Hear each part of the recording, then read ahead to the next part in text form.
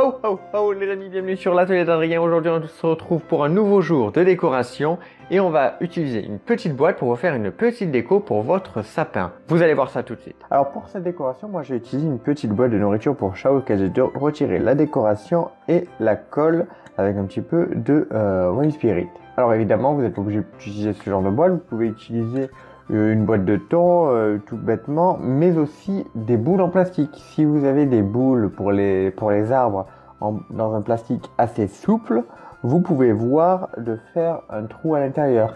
Et après, je sais qu'il se vend des boules directement avec le trou qui est fait. C'est une possibilité. Alors moi, comme je le fais avec cette petite boîte, il va falloir penser à écraser ce genre de petit rebord à l'intérieur avec lequel on peut se couper tout simplement.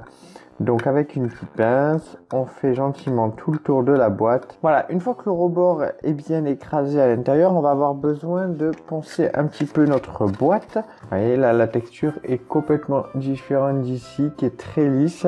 Et donc là, la peinture aura beaucoup plus de facilité à s'agripper.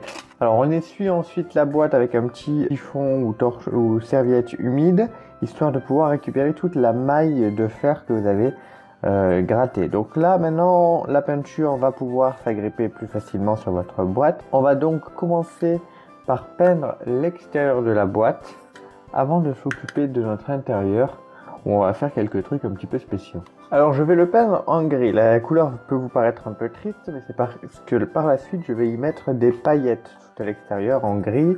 Donc voilà, c'est pour ce côté là que je vais le peindre en gris.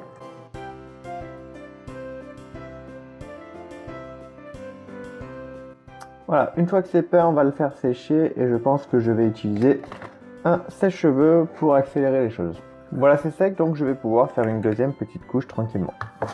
Alors, deuxième couche faite et séchée, c'est pas parfait, il y a des marques de pinceau, tout ça, mais c'est vraiment pas grave puisque tout va être couvert de paillettes par la suite.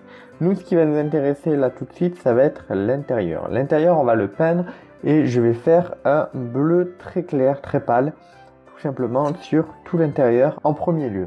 Voilà, je voulais un bleu très pâle qui tire vraiment bien dans le blanc, un petit ciel, un petit bleu d'un ciel enneigé, tout simplement. Et donc avant de peindre l'intérieur, il va falloir utiliser notre petit papier à poncer également, parce que là aussi c'est très lisse et la peinture risque d'avoir du mal à se fixer. Voilà, l'intérieur a été un petit peu poncé, maintenant on va pouvoir mettre notre peinture et celle-ci va pouvoir s'agripper plus facilement.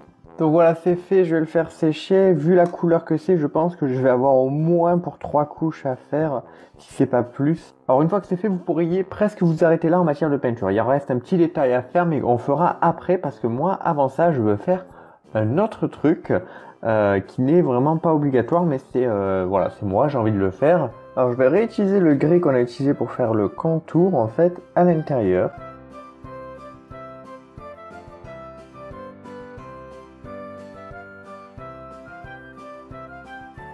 Alors, une fois que j'ai fait ce dessin un petit peu étrange, on va peindre tout l'intérieur en gris. Voilà, je ne fais pas le rebord intérieur, même si j'ai fait 2 petits marquages, je ne fais pas le rebord intérieur, on le fera après d'une autre couleur.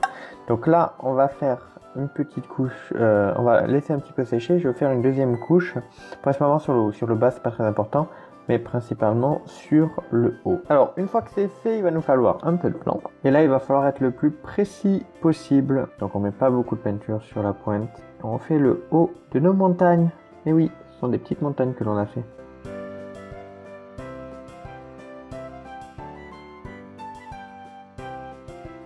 Donc voilà, moi j'ai fait des petites montagnes en plus, mais vous n'en êtes pas obligé. Par contre, ce que je vous conseille de faire, c'est ce que l'on va faire maintenant, c'est-à-dire une fois que vous avez peint votre intérieur en bleu pâle, et bien tout simplement de faire des petits flocons de neige.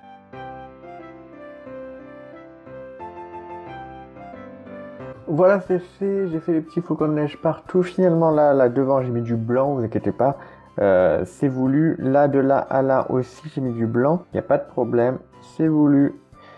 Pas de panique, ça fait pas très joli la vue comme ça, mais vous inquiétez pas, ça va être caché par la suite. Voilà, là je vais le faire sécher, je vais refaire le haut des montagnes une deuxième couche. La couche qui est ici, là, qui risque, elle, de se voir par contre. Et on va pouvoir passer à la suite et lâcher enfin le pinceau. Bon, quand j'ai dit qu'il fallait lâcher le pinceau, j'ai parlé un peu trop vite puisque j'ai oublié qu'il fallait aussi vernir ce que j'ai fait. Donc j'ai verni l'intérieur. Donc maintenant on est pas mal.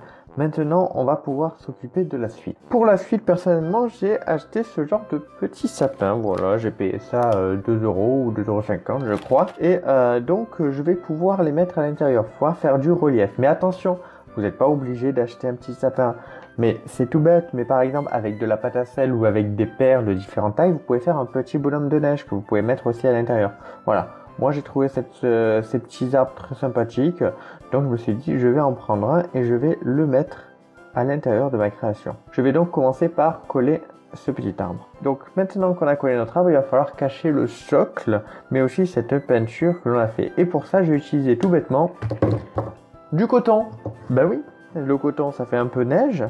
Et donc on va tout simplement faire en sorte de mettre un petit tapis de coton ici autour du pied derrière. Derrière ça va être un peu plus compliqué. Mais tout simplement pour donner l'aspect de la poudreuse. Donc je veux pas quelque chose de trop épais. Et quelque chose donc que je vais tout simplement coller. Donc là je vais hop séparer ça. Pouvoir ensuite hop le passer derrière.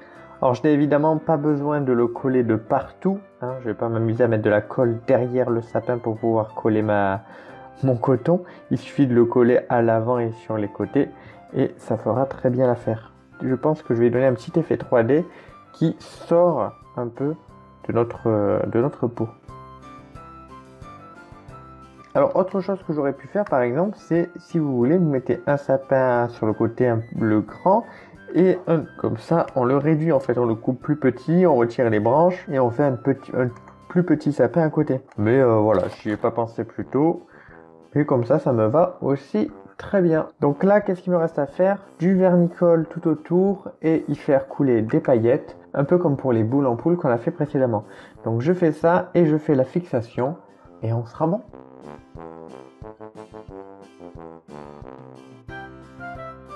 Et voilà les amis ce que donne notre petite décoration. Donc je l'ai accroché avec cette petite corde qui fait un petit peu guirlande. J'en ai deux, voilà, je les avais payés je crois 2 € pièce. Voilà, je l'ai trouvé sympathique pour faire quelques petites décorations. Là je trouvais que le côté argenté plus blanc rappelait bien notre petite déco. Donc voilà, c'est pris, c'est fait. J'espère en tout cas que la vidéo vous aura plu. N'hésitez pas à me le dire dans les commentaires et à m'envoyer sur Twitter ou sur Insta une petite photo si vous faites ce genre de décoration. Merci à vous d'avoir regardé la vidéo jusqu'au bout et je vous dis à très vite.